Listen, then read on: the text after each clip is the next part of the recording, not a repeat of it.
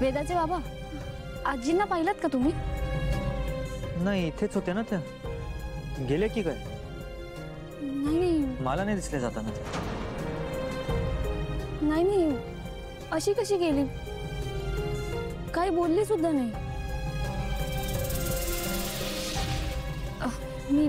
मी बघते. हो. अनन्या, मंजिरी कुठे गेली?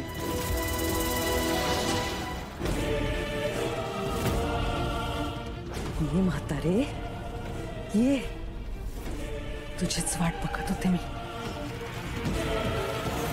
आतापर्यंत तू मीराचं रक्षण करत आलीस, आता तुझं रक्षण कोण करणार? आजपर्यंत मीराच्या पाठीशी जे कोण होते त्या सगळ्यांचा शेवट माझ्या हातून होणार आहे. इथेच होती ना आई? मगाशी गेली ती आलीच नाही परत. थांबा, मी बघून आली. बघ कुठे? ती म्हातारी घरी आली, नंतर मॅडम पण निघून गेल्या आणि आता ती म्हातारी सुद्धा नाहीये. अरे काय चाललंय काय? काय झालं? सापडली आजी? नाही, आजी घरात तर नाहीये. अगं घरात नाहीयेत, मग गेल्या कुठे?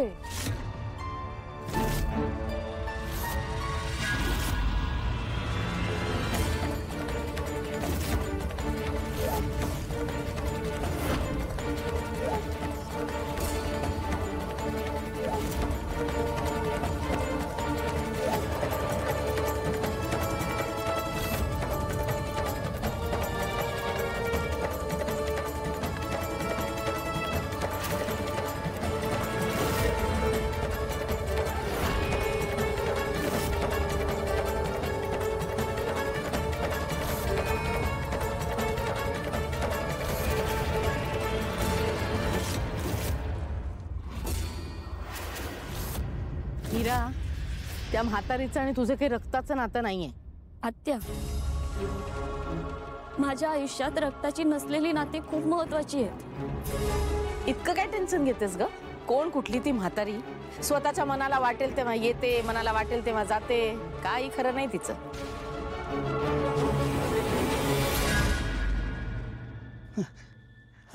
बायको.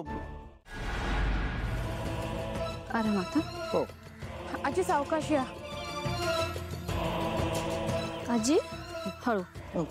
मीरा का कुठे गेली होतीस तू? आणि आजी कुठे होत्या? आजी आउट हाऊस कडे गेल्या होत्या. का? ताई, मी तुला सगळं नंतर सांगते. आजी चल, थोडा वेळ आराम करून घे. ये. हा. नाही मीरा, मला आता जावं लागेल बाळा. अगं आजी, असं काय करतेस? पाणी पी, थोडंसं काहीतरी खा आणि मग आराम कर आणि जा ना. नको रे पोरी, मला सगळं पोहोचलंय. हा, मला आता निघावं लागेल. सांभाळून राहा, काळजी घे. हा स्वतःची. येते. अगं आजी, सावकाश जा. हा.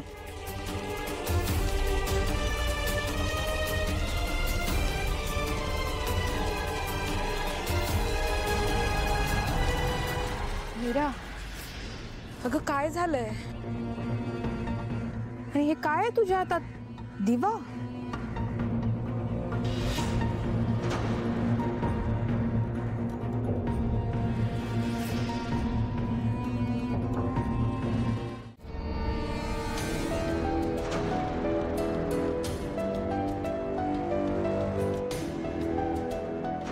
हे काय करत होती नक्की बाहेर? मीरा, तू दिवा नीट लपवून ठेव. त्या मायाचं लक्ष आहे तुझ्यावर. हो. बोलली कोणाशी तरी बोलली.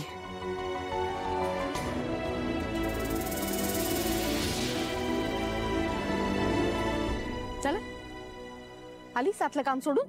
हा, वा वा वा वा, महाराणी आला तुम्ही. झाला वनविहार. हा, आत्या, ते मी काही सांगू नकोस. इथली कामं करायची नव्हती ना, म्हणून गेली होतीस बाहेर, माहितीये मला. अहो पण ऐक, आता काहीच बोलू नकोस. इथून चल. मला एक काम आहे, मी आलेच हा. वा, इथली आहेत ती कामं करायची नाही आणि मला जरा काम आहे. अगो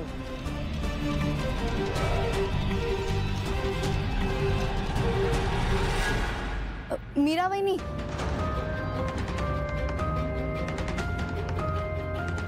वहिनी आई कुठे गेली आहे? आईचे कुठे मलाही माहित नाहीये. हे काय चाललंय आपल्या घरात? हा, एक हरवतं, एक सापडतं, परत दुसरं हरवतं, काय चाललंय? तुला काय वाटलं?